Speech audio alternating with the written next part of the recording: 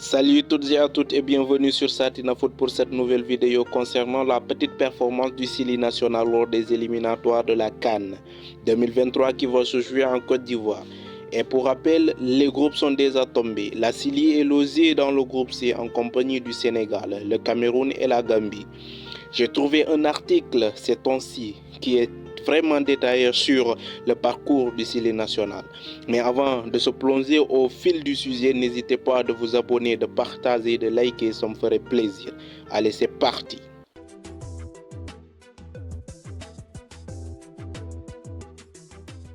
Il y a encore des progrès à faire. Je le répète à chaque fois, mais c'est la vérité.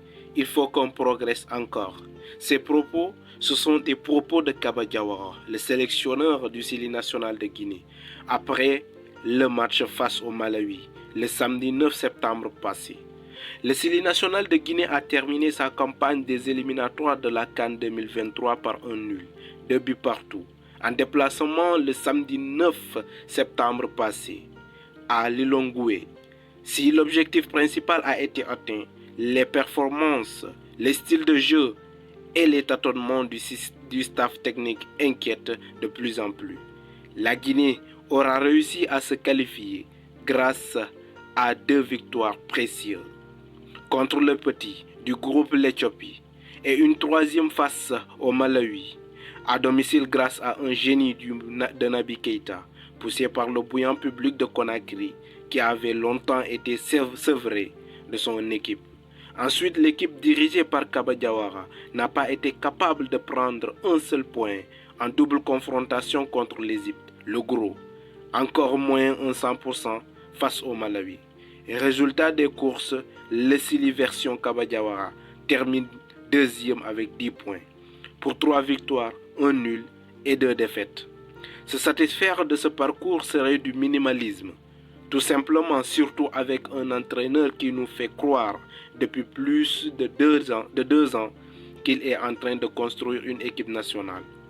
C'est d'abord incroyable de se satisfaire d'une qualification à un CAN à 24 pour la Guinée et en parler comme une prousse alors que même en autogestion, le groupe en serait capable. Le problème, c'est le tâtonnement, dans lequel se trouve perpétuellement le staff technique, dont le patron ne se gêne pas d'affirmer que l'équipe est en apprentissage, en pleine campagne des éliminatoires.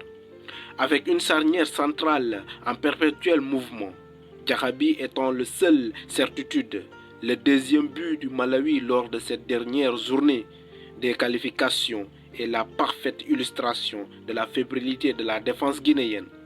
Sans parler du milieu, là aussi, Naby Keïta Amadou semble indispensable. Le chouchou Moriba, avec une longueur d'avance dans les papiers du sélectionneur Kaba Diawara, se dispute la place avec tout le reste. En attaque, Guirassy, l'intouchable, n'a pas la gâchette aussi facile qu'en club. Un but inscrit en qualification. Et malgré de la disponibilité dans l'assiette des joueurs guinéens évoluant en haut niveau, il est comme son remplaçant en sélection. Avec, on ne le souhaite pas, des risques de blessure.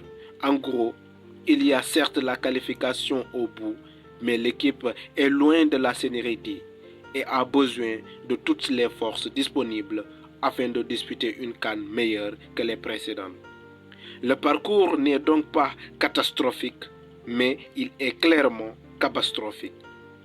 En lien avec les multitudes d'erreurs dans la gestion technique de l'équipe.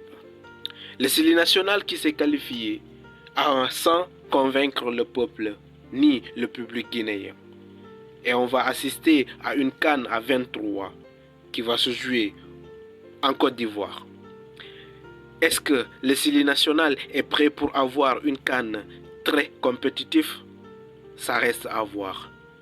On va en savoir plus sur les 2 prochains matchs qui vont venir pour les éliminatoires de la Coupe du Monde.